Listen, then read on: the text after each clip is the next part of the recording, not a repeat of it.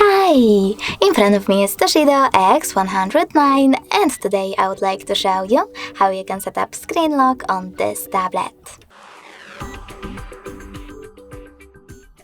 Firstly, go into Settings, scroll down just a bit and click on Security section. Now you need to tap on Screen Lock and pick the best login method for you, pattern, PIN or password.